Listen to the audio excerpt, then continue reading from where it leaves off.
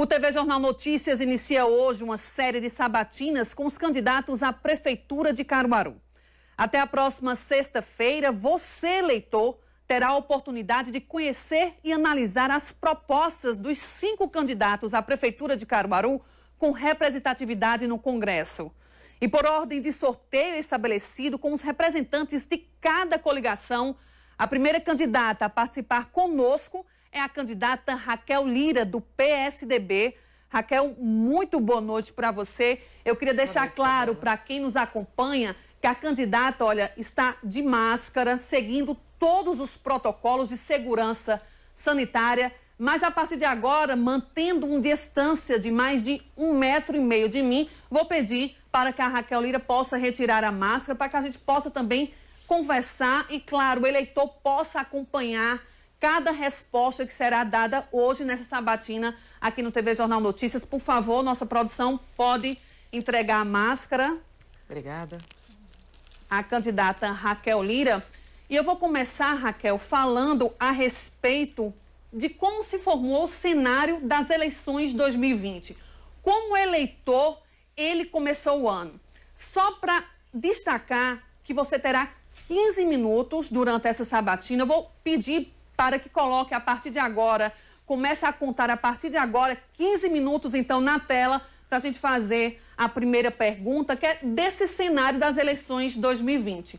A gente começou o ano com um cenário em que os principais grupos políticos de Caruaru estariam na disputa pelas eleições 2020 pela prefeitura aqui da cidade. Veio a pandemia, algumas surpresas e, para surpresa também do eleitor de Caruaru, deputado Tony Gel e o deputado Zé Queiroz não estão nas eleições 2020. Não foram adiante com suas candidaturas. Essas ausências favorecem a senhora? A gente quer saber isso. Quer saber também se você esperava debater a cidade com essas duas forças políticas nessas eleições. Boa noite, Isabela. Boa noite a todos vocês que estão nos acompanhando de casa. Dizer da satisfação de poder estar aqui, para poder fazer prestação de contas daquilo que fizemos, mas, sobretudo, para falar sobre futuro, sobre o que a gente pode fazer pelos próximos 4 anos na nossa cidade. Quero transmitir o meu abraço a todos aqueles que ontem nos abraçaram na cidade inteira, numa grande carreata, linda, cheia de energia, de uma movimentação muito positiva das pessoas que iam para as ruas, sair de suas casas para nos mandar o seu sorriso, a sua alegria e a sua fé sobre o futuro de nossa cidade. Quanto às eleições deste ano, a gente não imaginava nunca viver o ano de 2020 e enfrentar uma pandemia. Acho que ninguém no mundo estava nesse script, a não ser os grandes cientistas, de dizer que a gente poderia viver uma coisa que pudesse abalar o mundo inteiro. E aqui em Caruaru não foi diferente. E no ano que a gente esperava fazer as entregas somente e cuidar da nossa gestão, fazendo as entregas que a gente se comprometeu com a população de uma maneira como um todo, a gente precisou redirecionar também grande parte de nossas energias para fazer o enfrentamento da pandemia. E assim se deu com todo mundo, Isabela, né? As outras forças políticas de nossa cidade, deputados que se colocavam como pré-candidatos, no final das contas, das convenções, desistiram de participar. E eu fico com o meu propósito. Nós já a saída deles favorece a sua campanha? Acho que essa avaliação quem faz são os analistas políticos, é o próprio cidadão. Mas o fato é que a gente já tinha uma postulação colocada de candidatura à reeleição para defender um projeto que nós construímos na nossa cidade desde 2016, quando fomos dizer que Caruaru precisava criar novas bases e dialogar sobre o futuro de nossa cidade, fazendo o trabalho que nós estamos fazendo hoje. E adversário a gente não escolhe, a gente está aqui para enfrentar o jogo democrático. Houve uma mudança na data de eleição e a gente está aqui para se submeter a tudo aquilo que a legislação eleitoral e aquilo que também os partidos políticos decidiram, né? Eu sou candidata e não sabia quem seriam os adversários, mas sei muito bem aquilo que a gente está propondo para a população de Caruaru. Raquel, vamos falar agora sobre a educação, que é a propagada pela senhora como principal eixo ali de desenvolvimento para transformar Caruaru. Eu li seu plano de governo de 2016, o atual plano de governo, e a sua gestão não conseguiu, infelizmente, acabar com os anexos. Ainda são 15 deles funcionando. Tanto onerando isso, a gente sabe, os cofres públicos, como não dando a condição plenamente adequada para os alunos.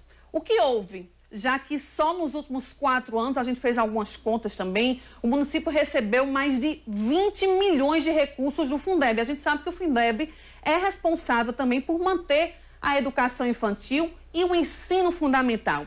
Os recursos não foram suficientes, Raquel, ou não foram direcionados para essa finalidade, que era acabar os anexos. Você tanto que falou a respeito dos anexos, infelizmente não conseguiu acabar. Isabela, eu quero dizer que nós fazemos, o cidadão que está em casa, a mãe e o pai que acompanham os seus filhos na escola pública e sabem que nosso maior objetivo é transformar Caruaru pela educação. E eu reafirmo esse compromisso para os próximos 4 anos. Essa é uma tarefa que tem começo, meio e não tem fim. E é algo que dialoga com uma geração e não com eleições. E nós tomamos uma decisão que é uma decisão política, de investir muito fortemente na educação do nosso município. A gente sabia que a rede pública estava deteriorada, mas estava muito mais do que eu pensava.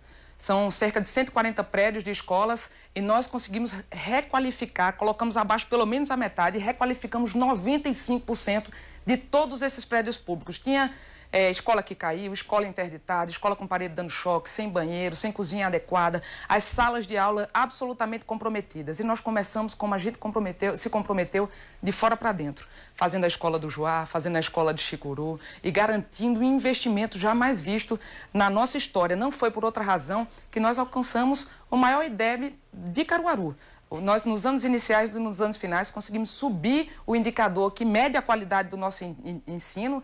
Neste ano, já somos a segunda segundo município em Pernambuco no que diz respeito à qualidade da educação em cidades com mais de 100 mil habitantes. Então, estou aqui nesse momento para reafirmar nosso compromisso, que não é uma coisa simples de fazer. Transformar a educação é garantir a saúde dentro da escola, dar óculos para as crianças, colocar dentista, nutricionista, melhorar então, a qualidade da merenda. Então, para 4 anos. E nós eliminamos muitos anexos. Por exemplo, a criação da Escola João Lira fez a gente conseguir eliminar muitos anexos. E nós conseguimos alugar muitos prédios de escolas privadas que fecharam e a gente colocou para diminuir anexos. Mas, infelizmente, a gente não conseguiu chegar a todos, mas eu chegarei a eles. Prefeita, ainda falando sobre a educação, a gente falava em relação à pandemia. Nós nos deparamos com pandemia e, com certeza, a senhora, como gestora do município, também não imaginava que viriam os alunos distantes das escolas. Então, os alunos que estavam ali todos os dias dentro de sala de aula foram para fora da sala de aula, para dentro da casa deles. E a gente sabe que a principal, muitas vezes, a alimentação de quem estuda na rede pública municipal é a merenda. Só que se passaram 6 meses de pandemia e cada aluno recebeu apenas 2 kits alimentares, prefeita. E outra questão é que mudou a questão do kit alimentar e fomos para um cartão alimentar que começou a ser entregue no fim de semana. Então, houve ali uma dificuldade de gerência de recursos nessa pandemia, nessa área específica que era de enviar esses alimentos para a casa de cada aluno que tanto precisa dessa alimentação, e a senhora sabe disso? Olha, quando a pandemia veio, a gente precisou se reinventar. O mundo inteiro está se reinventando. As aulas foram suspensas no dia 17 de março. De imediato, nós fomos buscar as alternativas para entender como é que nós poderíamos chegar melhor e de maneira mais eficiente aos nossos alunos. Criamos diversas estratégias. O Aula em Casa, numa parceria com a Câmara, através da televisão. O Aula em Casa pelo canal da internet, através do portal da Prefeitura de Caruaru. Conseguimos uma plataforma gratuita para o Ensino Fundamental 2, a Escola Mais. Fizemos parceria com a Fundação Roberto Marinho, com o Governo do Estado do Amazonas, que já tem, em razão da distribuição territorial do Estado, avançado demais a forma de conseguir fazer aula em casa, e contamos com a participação inestimável dos nossos professores, gestores e coordenadores escolares, de todos os profissionais da educação, que estão, além disso, acompanhando com apostilas os alunos em casa, através de grupos de WhatsApp, estão buscando esses alunos. E a entrega também dos kits alimentares. Decidimos entregar a todos os alunos da nossa rede. A gente fez a primeira distribuição dos kits ali no primeiro mês, nos 40 dias, e fomos seguindo com as licitações. Infelizmente, a gente teve problemas com a licitação e entregamos o segundo kit e redirecionamos para a compra de um cartão alimentação que está sendo entregue junto com as apostilas. E está sendo feita uma pesquisa para entender o sentimento dos responsáveis pelos alunos em relação ao afastamento e à retomada das aulas. Desde a semana passada, Isabela, está sendo entregue o cartão alimentação num valor de R$40 por aluno, e a gente também está entregando as apostilas para facilitar o acompanhamento desse estudante em casa e com os professores através do WhatsApp, da televisão e dos canais de internet que nós temos disponível para eles. Mas uma coisa é certa, nós teremos um programa tempo certo. Nós não vamos deixar um aluno para trás. Eu tenho filhos pequenos e sei da angústia que está sendo a aula à distância. E olha que a gente tem, eu tenho em casa computador, tenho internet e sei que essa não é a realidade das famílias. Então a senhora nós vamos reconhece. fazer um amplo diagnóstico e nós vamos garantir poder cuidar de cada um desses alunos para que eles não percam pedagogicamente em relação a tudo que aconteceu durante este ano. Então a senhora reconhece que houve uma falha, então, na distribuição desse kit alimentar? O tempo, ele, às vezes, da gestão demora um pouco mais daquilo que é o tempo da necessidade da entrega para a população, mas nós temos o compromisso e estamos entregando os cartões alimentações para cada uma dessas famílias de Caruaru. São cerca de 43 mil alunos na nossa rede, desde a educação de jovens e adultos até a educação infantil. Vamos andar um pouquinho, porque a gente já vai em 5 minutos aí de entrevista. Eu queria falar um pouquinho das obras estruturadoras. Muitas obras estruturadoras foram também marcadas na sua gestão, mas quando a gente lembra dessas obras estruturadoras, a gente lembra também do empréstimo do Finisa, no valor de 83 milhões de reais, empréstimo esse feito à Caixa Econômica Federal. E a gente queria saber por que a senhora decidiu, não é mesmo, contrair um empréstimo para a realização de obras. A gente lembra que muitas vezes, a senhora falou durante a campanha, que ia buscar parcerias, que ia buscar recursos estaduais, federais. Por que não fez isso? Por que não buscou essas parcerias para captar recursos para o município? O que é que deu errado que acabou tendo que levar o município a contrair um empréstimo como esse no valor de 83 milhões de reais? Bem, Isabela, a gente está fazendo um investimento, por exemplo, de infraestrutura no nosso município que há muito não se fazia. Nós fizemos o dever de casa, organizamos receita e despesa. Conseguimos, sim, alavancar a capacidade do próprio município de investir recurso próprio em obras de infraestrutura. Buscamos parcerias, conseguimos emendas parlamentares com deputados, com senadores, fomos diretamente aos ministérios, onde conseguimos recursos para cá, por exemplo, as obras da estação ferroviária que estão sendo feitas, as obras que estão sendo feitas no Parque 18 de Maio, recursos não onerosos, que significa que não foram fruto de empréstimo. E fomos também buscar empréstimos. E olha, eu te digo que dos 184 municípios de Pernambuco, quase todos gostariam de poder ter acesso a esse empréstimo e tentaram, mas não conseguiram, porque não tinham as contas em dia, como Caruaru tem. E como várias outras cidades do Brasil também tentaram e não conseguiram. E a gente foi buscar esse recurso que hoje está sendo transformado em obras e ações como, por exemplo, a drenagem da Vila Kennedy, a drenagem da Vila do Aeroporto, pavimentações que estão acontecendo no bairro Zé Carlos de Oliveira, no Severino Afonso, no bairro Maria Auxiliadora e várias outras áreas da nossa cidade. Está sendo investido também em saneamento básico. Há muito não se investia. A gente sabe que é a obrigação da Compes o investimento, mas Caruaru, diante do silêncio da Compes em investimento em saneamento básico, não se calou. Todo investimento que está sendo feito no Zé Carlos de Oliveira, no bairro do Afonsinho, pela primeira vez na história, saneamento básico na zona rural do nosso município, como na comunidade de Lages, Gonçalves Ferreira, Terra Vermelha, Malhada de Pedra e Rafael, são fruto desse empréstimo que nós contraímos. E olha só, isso é algo que vem acontecendo corriqueiramente com todos os entes federativos. O estado de Pernambuco, eu mesma como deputada, aprovei vários empréstimos lá, dando voto favorável para poder contrair e fazer o investimento que é necessário. Vamos. Feira da Sulanca agora, a senhora prometeu transferir a Feira da Sulanca de graça para o sulanqueiro. Foi que aconteceu que acabou também essa promessa não sendo cumprida. A feira não foi transferida até o momento e o sulanqueiro ainda fica nessa expectativa de se a feira será transferida de graça ou não. Hoje foi dia de Feira da Sulanca e eu quero conversar diretamente com vocês, sulanqueiro e sulanqueira de Caruaru e quem faz o comércio daquele entorno. Nós nos comprometemos em 2016 a agir em duas frentes. A primeira frente era cuidar da feira onde ela está, garantir investimento para que a feira pudesse continuar viva. E assim a gente fez ao longo do tempo. Ainda na transição do mandato, em 2016, quando a gente venceu a eleição, eu fui a Brasília e consegui 10 milhões de reais com o então ministro Bruno Araújo. Investimento na feira. Estamos reformando o mercado de carne, o mercado de farinha, a Casa Rosa. Já fizemos mais de 8 mil metros quadrados de calçada. Trocamos toda a fiação, a parte de baixa tensão, nossa diretamente pela prefeitura, a de alta tensão com a CELP, fizemos o asfaltamento, cuidamos da feira onde ela está. Ao lado disso, desenvolvemos estudos, cadastramento, projetos, estudos de viabilidade que permitam entender como deverá ser a feira do futuro. Então, Isabela, o nosso compromisso, eu reafirmo aqui o nosso compromisso da transferência da Feira da Sulanca e de graça para aqueles que não podem pagar, que tem um banco de feira.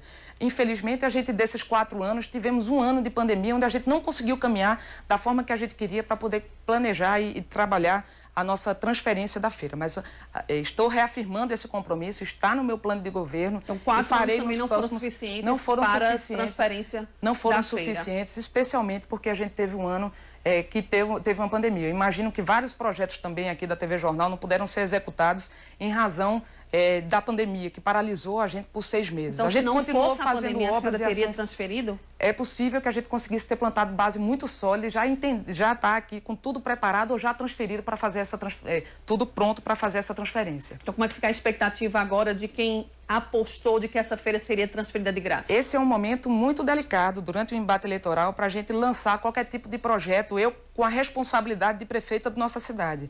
Reafirmando o compromisso da transferência da feira, se o povo de Caruaru compreender que eu devo continuar à frente da prefeitura por mais 4 anos, nós iniciaremos um forte diálogo, como a gente tem feito em todas as frentes, para garantir que a feira possa ser feita de maneira dialogada e construída coletivamente com todos. Prefeita, a gente está chegando aqui aos segundos finais da nossa entrevista. Eu quero aproveitar os últimos 30 segundos para a senhora fazer as considerações finais da nossa sabatina. Eu agradeço a você, a TV Jornal e a todos os que acompanharam a nossa entrevista em casa. Nos sigam pelas redes sociais, acompanhem o Guia Eleitoral, que nós vamos falar sobre as propostas para a nossa cidade. Eu quero reafirmar aqui um compromisso e uma mensagem para quem mora na periferia e para a zona rural do nosso município. Nós conseguimos chegar em vários lugares. Citei aqui o Zé Liberato, o Zé Carlos de Oliveira, o bairro do Afonsinho, Maria Auxiliadora, mas eu não consegui chegar em todos os lugares. Eu vou estar ainda mais forte, mais perto de você, com um compromisso reafirmado de trazer infraestrutura para a periferia e para a zona rural do nosso município. Candidata Raquel Lira, muito obrigada pela sua participação aqui no TV Jornal Notícias. Obrigada, Isabela.